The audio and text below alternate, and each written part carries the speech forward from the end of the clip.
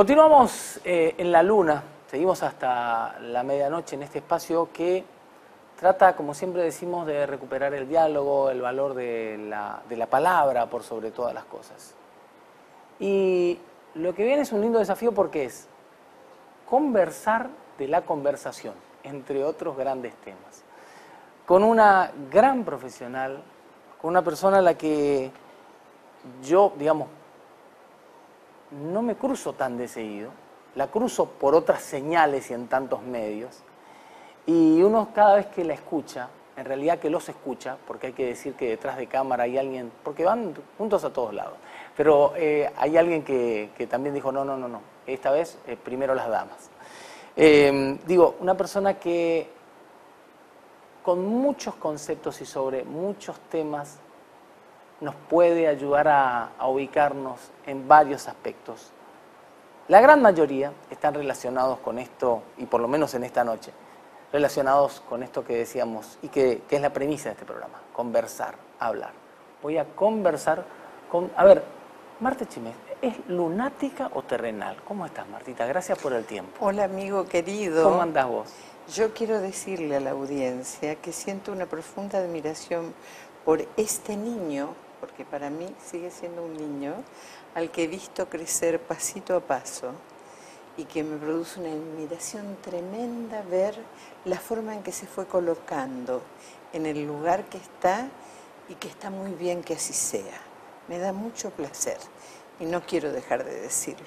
Así que empezamos por ahí. Bueno, te agradezco primero. Te agradezco y te agradezco por el cariño, ese lindo y loco cariño que tenían ustedes los primeros hacedores de una hermosa camada de gente que estaba enloquecida con la comunicación aquí en Corrientes y en buena parte de la región. A vos, te veo a vos y lo veo a Luis Solari, te veo a vos y lo veo a mi viejo. Gracias. Me pasó igual, me pasó igual. Con tanto, me olvidé lo que me habías preguntado de entrada. Dije, ¿Cómo sí, fue? Primero, yo dije recién esa camada de buenos locos, hay que ser un poco lunático para ser un poco loco Sí, de la Qué comunicación. hermosa ¿no? pregunta. Mira, yo supongo que me siento mita y mita, porque cada vez que camino mucho desde una actitud terrenal, la vida me empuja a volar de todas maneras. Y si no me empuja la vida, me empujo yo. Creo en los sueños, Daniel. Y la vida me ha demostrado que está bien creer en los sueños. De todas maneras, probablemente mi actitud siempre haya sido más fuertemente terrenal, pero por las exigencias de mi profesión. Si sigo mi temperamentalidad, vuelo. ¿Los sueños tienen lógica? Sí, sí. Desde Sigmund Freud en adelante, yo creo que es prácticamente imposible desligar el sueño onírico del deseo.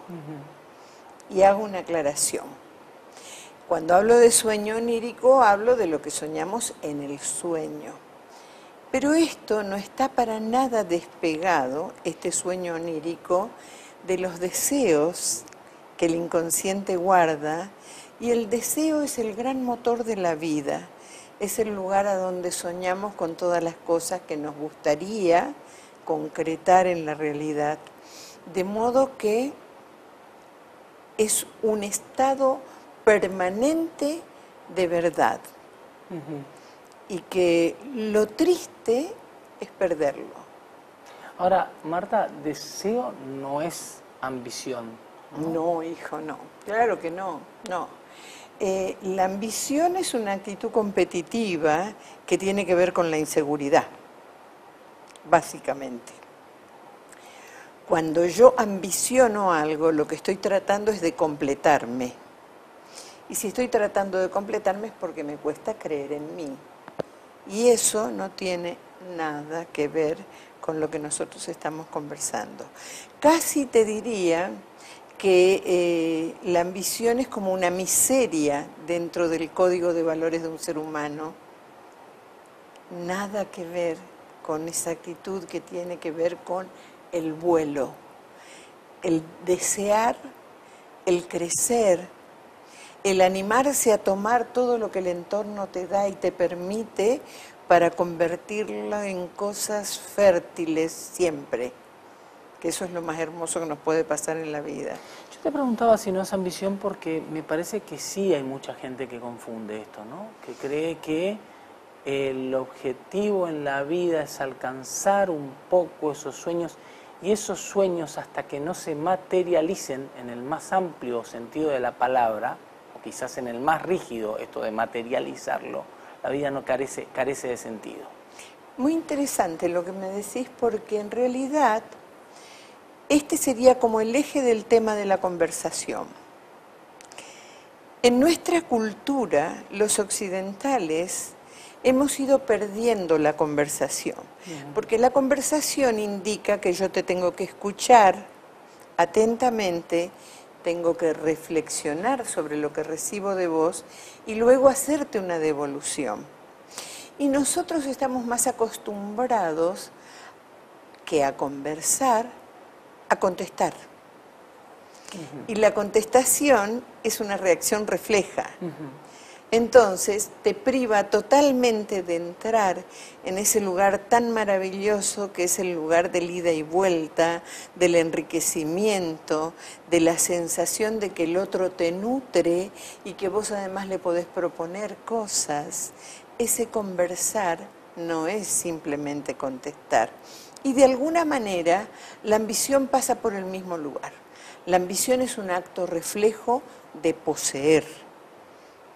No tiene que ver con el acto de crecer, con la posibilidad de razonar tus proyectos de vida, de reflexionar sobre los caminos a los que querés andar y de alguna manera poder plantearte cuál es la calidad de tus objetivos de vida, que es lo más importante de última, ¿no? Digo, pero en el medio de esto no va a faltar quien diga, está bien, pero a mí, si la conversación no me resulta útil, no me nutre respecto a determinadas cosas que tienen que ver con lo que a mí me interesa, la conversación se torna insostenible, aburrida, y lo más probable es que si estuviéramos sentados me levanto y me voy. Digo, como para graficar. Pero ¿sabés esa cuándo imagen? pasa Mucho eso, Daniel? A ver. Eso pasa cuando la ansiedad se pone por delante.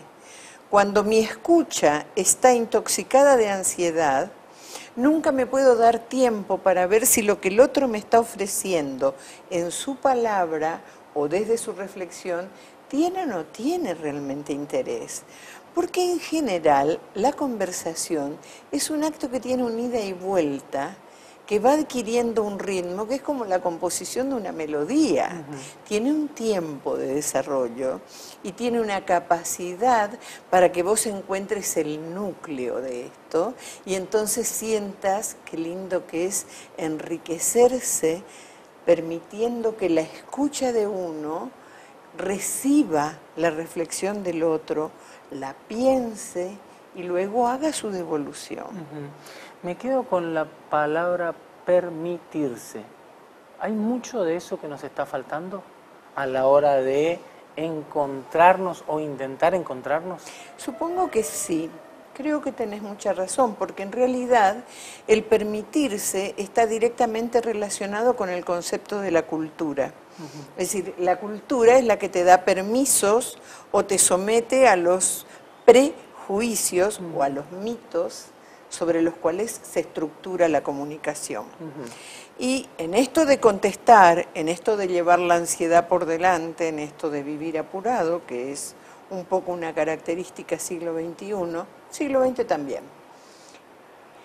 Yo creo que la tecnología jugó un papel muy fuerte. Y me atrevo a decirlo porque yo con mis 72 años he pasado por descubrir la aparición de la televisión cuando estaba en mi pubertad, sentir la magia de una pantalla que me regalaba cosas, a estar hoy prendida de las redes y con una sensación alucinante con la que a veces puedo y otras no. Entonces yo creo que es muy importante ir mirando pasito a paso qué es esto de la cultura y cómo el permitirse de alguna manera está tan relacionado con el someterse. No es bueno someterse. Esto no significa de ningún modo no aceptar reglas. Claro. No, no, no. Indudablemente siempre vamos a tener que aceptar reglas, pero cuidado con eso de permitirse o no permitirse. Hay que buscar caminos que sean profundos y que nos permitan hacernos responsables, hacernos cargo de nuestras propias decisiones y llevarlas adelante. En tiempos, Marta, de tanta rapidez, tanta fluidez, la inmediatez parece reinar, ¿no? Pero a la vez digo que lo inmediato a mí, puedo estar equivocado y corregime, lo inmediato también lo puedo asociar con lo espontáneo. Y yo, particularmente, valoro mucho lo espontáneo a la hora de intercambiar palabras, una conversación con alguien. Digo, tratar de quitarnos incluso esos esquemas programados de una charla, salvo, por supuesto, una reunión previa en la cual deberemos ver si hay conversación o no, pero digo, lo espontáneo de la vida, a veces le hemos ido perdiendo, lo espontáneo de las palabras, de ese diálogo, de esa conversación, se ha ido perdiendo. Pensá, qué interesante lo que estás proponiendo, que el juego que ofreces es la flexibilidad entre permitirse ser una persona relajada y al ser una persona relajada hacer uso de su espontaneidad. Y qué diferente que es hacer uso de la espontaneidad a que la inmediatez nos lleve por el camino de la no reflexión, que no tiene que ver con estar relajado. Una cosa es que yo tenga una respuesta refleja y otra cosa es que yo tenga una respuesta espontánea. Quizás ahí estaría el tema interesante para poder ahondar. Me has hecho una propuesta, porque este tema me gustaría mucho volver a pensármelo profundamente, porque siento que no es igual lo espontáneo a lo inmediato. Lo inmediato lo asocio más a lo reflejo, a como cuando uno saca la mano de una plancha que quema. Eso sí es inmediatez. En cambio, lo espontáneo viene de la mano de una actitud relajada y confiada. Cuando vos sentís que el otro está dispuesto a recibirte, a escucharte, ahí podés ser espontáneo. Y no es siempre inmediatez. A mí, y entiendo que como a tantos, me encanta escucharlos a ustedes, me encanta leerlos, como también me encanta, como a tantas otras personas, escuchar, ver, leer sobre determinadas reflexiones que tienen que ver con cómo mejorarnos un poquitito cada uno de nosotros. En el fondo, me da la impresión que ante tanta vorágine hemos ido perdiendo la esencia de todo esto, pero que en paralelo queremos llegar a ella con alguna fórmula, ¿no? Y digo, no sé si eso está tan bueno, porque si vamos muy atrás en el tiempo, volviendo a hacer uso de lo espontáneo, volviendo a hacer uso, no de la inmediatez, de lo espontáneo. Perfecto. Y de lo lúdico, digo, uno cuando verdaderamente sentía que la felicidad era tal, y no había que andar sacando pensamientos y reflexiones al respecto, tenía mucho más que ver con una edad determinada de la vida, en la que quizás lo espontáneo salía, digo, cuando éramos todos un poquitín más chicos, o bastante más chicos. Cuando lo que trascendía, lo que era verdaderamente importante, no pasaba por eso que hoy nos pasa. Y que lamentablemente me da la impresión que le vamos contaminando también la vida a esos pequeños que están queriendo hacerse de sus propias armas y de sus propias alas. No sé si logro ser claro con el tema. Creo que sí, creo que sí. Y me interesa mucho el hilo de la reflexión que abrís, porque nos permite un cuestionamiento interesante, que es, si podemos discriminar entre la inmediatez y la espontaneidad, deben haber como muchas cosas más en las cuales tenemos que separar como con hilitos dos maneras de reaccionar ante una misma situación, una que nos ofrece la posibilidad del diálogo y otra que la cercena. A ver si soy clara. Cuando yo tengo una salida que es enjuiciadora, yo corto la conversación, la rompo y la enfermo. Eso se llama neurosis. En cambio, si yo me permito abrir espontáneamente la reflexión, voy a entrar a usar algo maravilloso que está muy perdido en nuestra conversación, Daniel, la pregunta. Nos olvidamos que disponemos de la pregunta. Quiero preguntarte. Y a partir de que te pregunte, voy a empezar a recibir una cosa maravillosa, que es la oportunidad que tenés vos de darte a conocer. Y la oportunidad que eso me da a mí de empezar a darme a conocer. Y ahí se abre una caja maravillosa que nos lleva a redescubrir valores. Creo que el eje de todo lo que estamos conversando tiene que ver con esto, ¿no? Con recuperar la conversación en el lugar de redescubrir valores. Quizá ese sea el camino que esta propuesta, y a mí me da muchísimo placer ver tu programa, porque sucede de golpe que cortas con la onda que tiene que ver con la inmediatez y empieza a suceder la conversación. ¿Y querés que te cuente una cosa? La salud es una de las cosas más contagiosas del planeta. Y esto es saludable. Conversar es saludable. Entonces estás haciendo una apertura que es altamente valiosa.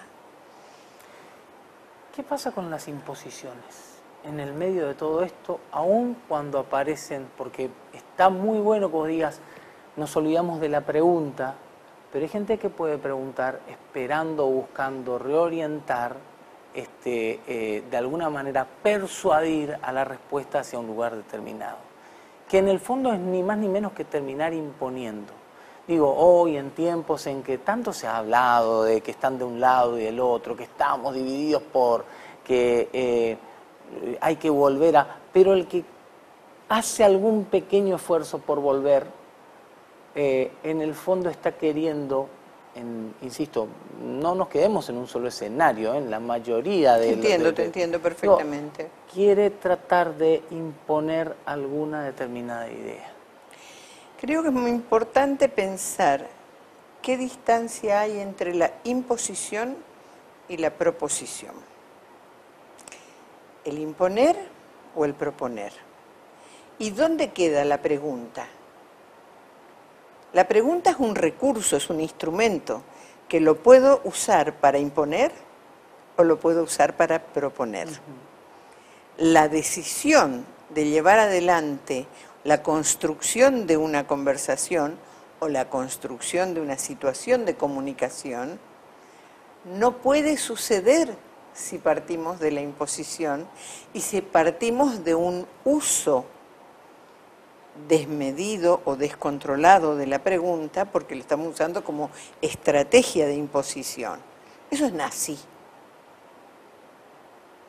Está muy metido en nuestra cultura, ¿eh? Y es más, hace poco hasta veía una cosa muy chistosa que tenía que ver con un periodista español que le hacía una nota a Papá Noel y que con las preguntas le iba imponiendo a Papá Noel que era un corrupto, porque recibía cartas y él no sabía si en esa carta que había... De una cuestión tremendamente divertida, lo que yo saqué como conclusión es que interesante mirar todo el lenguaje corporal y toda la actitud de un periodista cuando con su pregunta quiere imponer y no proponer. ¿Tiene ganas la gente de profundizar o, ya que hoy mencionaste la palabra, tiene miedo la gente? Tenemos miedo las personas. No, yo creo que no es un problema de miedo. Ojalá lo fuera. Si fuera un problema de miedo estaríamos mucho más cerca de la reflexión. Y mi sensación en realidad es que la gente está funcionando apurada porque sí. Porque la onda viene. ¿Qué onda? Viene apurada, viene ansiosa, viene rápida, viene insoportablemente rápida. Y cuando eso sucede, obviamente no queda espacio y para la reflexión, el miedo se adueña y uno pierde la mitad de los talentos para los cuales está capacitado el ser humano. Nuestra vida es una cosa muy hermosa. Usarla es un lujo. Ahora, pregúntate cómo usa la gente su vida, cómo usa sus días, cómo usa sus tiempos, cómo usa sus emociones, cómo usa su capacidad de comunicación, hasta dónde va. Pero ¿por qué nos damos cuenta de esto malgastado solamente cuando las papas queman? ¿Por qué es tan difícil verlo en otra situación? Me cuesta contestarte porque no creo que sea un porqué. Yo creo que básicamente la cultura nos fue llevando a ese lugar, creo que por frivolidad.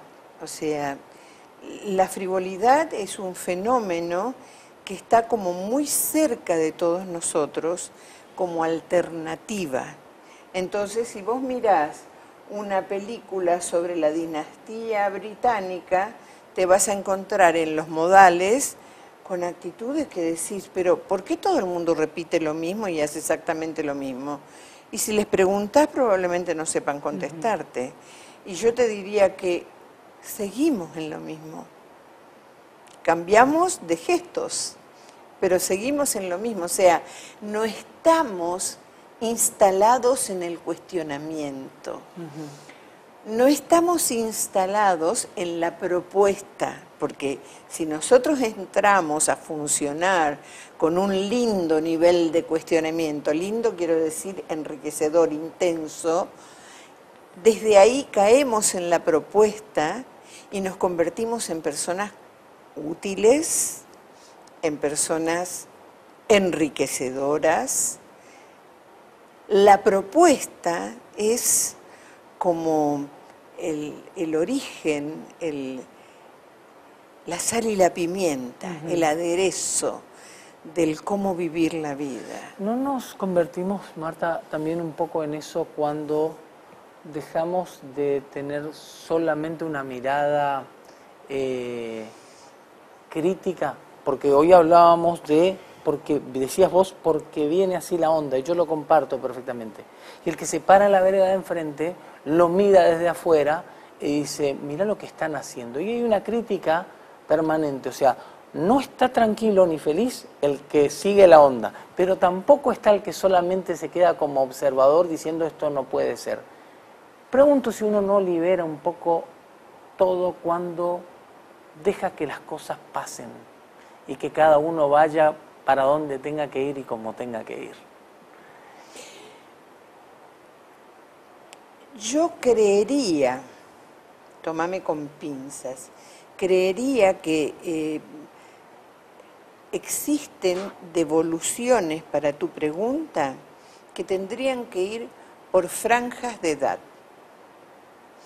A ver. No es igual la reacción de un chico entre 20 y 30 años, dejando pasar o no dejando pasar, que la reacción de una persona de 60 o 70, o de 60 a 70, dejando pasar o expresando su disconformidad o su acuerdo. Porque en todo esto hay una cosa que es muy importante, que se llama la experiencia de vida de cada uno, que es lo que condiciona y de alguna manera construye nuestra capacidad para mirar y para juzgar de alguna manera nuestra realidad más cercana o nuestro entorno o el ámbito en el cual nos estamos manejando. Yo me siento inmersa en un momento de profundísima autocrítica. Cada vez me pregunto con más intensidad qué pasó con la educación. Y me preocupa horrores darme cuenta que no tengo respuestas claras, porque en mi país existen como mínimo dos tipos muy diferentes de educación. Una, que probablemente abarque bastante más de la educación pública, y otra que abarque probablemente más de la educación privada. Un chico que sale de la educación privada viene con 3 idiomas, viene con un manejo de información de una determinada calidad, y un chico que sale de un colegio medio, no te digo de una escuelita rural, de un colegio medio, no tiene ni la mitad de la información que tiene el otro. Y entonces yo, con mis 70 pirulos, me instalo ante la vida y digo, ¿qué pasó con la educación? Estoy entrando en esa fase en la cual me pregunto y me cuestiono muchísimo mirando, pero porque todavía me dan las ganas de proponer cosas. Te puedo decir que estuve allá en el año 92 metida en la época de nuestro querido don Raúl Alfonsín, adentro del Congreso Pedagógico durante 20 días, trabajando pero con una pasión increíble. Y no sé qué pasó con todo eso. Y así es como una y otra situación me llaman al cuestionamiento y me cuesta encontrar la respuesta. Te digo con el corazón abierto. Me cuesta encontrar una respuesta. Cada edad me ofrece una respuesta diferente. ¿Se puede conversar todavía? Sí. Estoy totalmente segura de que sí. Es más, te quiero contar, como una intimidad, que yo tengo 7 nietos y yo me preocupo por conversar con mis nietos, porque me preocupo por enseñarles a preguntar. Con mi pregunta les estoy enseñando a preguntar. Entonces me encuentro con que de repente hacemos pijamadas y con una nieta que tiene 11 años, por ejemplo, y que me dice, vamos a hablar de política. Bueno, entonces yo le hago preguntas a ella y ella me hace preguntas a mí para encontrar la respuesta a la lógica que le cuesta entender respecto de esto. ¿Entendés lo que te quiero decir? Y eso es fantástico. Entonces, ¿cómo yo no voy a creer que se puede? Vaya que sí que se puede. Ahora, de esa charla, de esa conversación entre vos y tu nieta, ¿ella saca mucho y vos? No te imaginarás lo que aprendo. No tenés idea de lo que aprendo. A veces encuentro respuestas que me dejan regulando porque son propuestas. Yo te preguntaba esto porque como padre de chicos de esas edades y como nadie me enseñó más que mi padre y mi madre a ser padre y madre a nosotros, y uno lo va haciendo en el camino y resulta que cuando iba por el capítulo 2 le han dicho que ahora se cambió todo y entonces también pertenezco poquito a esa generación de padres que se pasan de permisivos, y cuando nos estamos dando cuenta que nos estamos pasando de permisivos nos ponemos en la vereda de enfrente, y encontrar ese tipo de equilibrio. Pero digo, no es tan fácil a veces encontrar la riqueza del diálogo, de la conversación, de la enseñanza que dan esos pequeños que también están ahí para decirnos cosas que por ahí las venimos perdiendo. Pero ¿sabés por qué no es fácil, Daniel? Porque lo que nos cuesta es darnos el tiempo. Lo que nosotros hemos perdido ha sido el hábito. Y con el hábito, con la pérdida del hábito se nos fue la propuesta. Un chico no precisa más de media hora de conversación con un papá o con una mamá para enriquecerse. Y obviamente que vas a salir igual de enriquecido, vos padre, no tengas ninguna duda. Pero ¿sabés cuál es el secreto? Y te lo voy a regalar. Animarte a ponerle palabras a tus emociones. Voy a darte un ejemplo.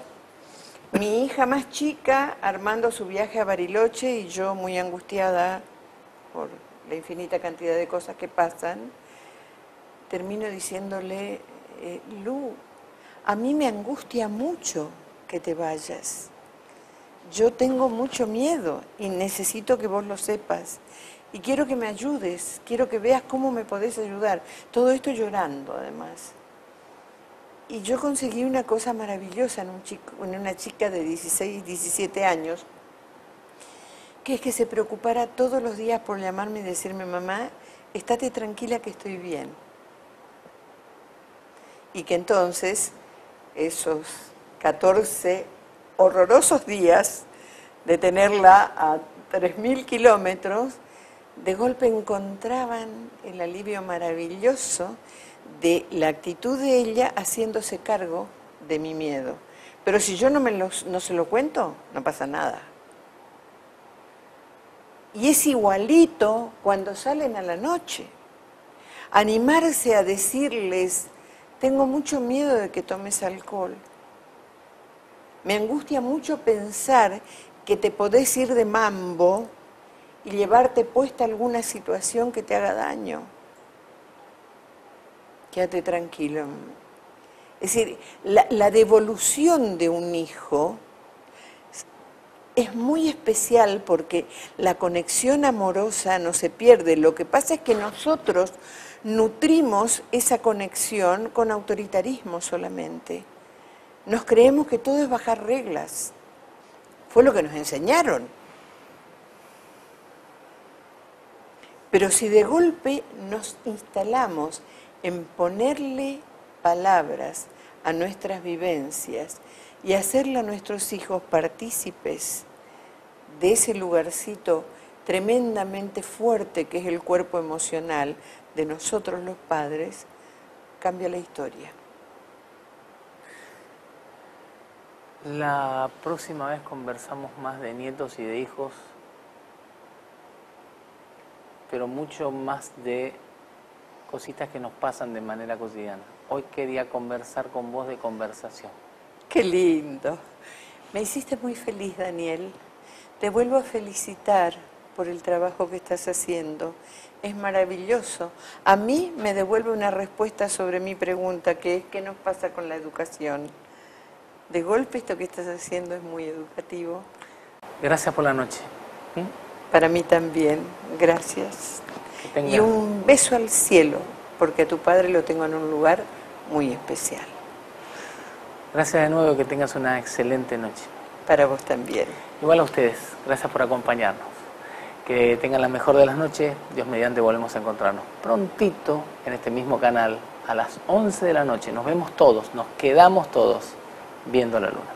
Chao y hasta la próxima.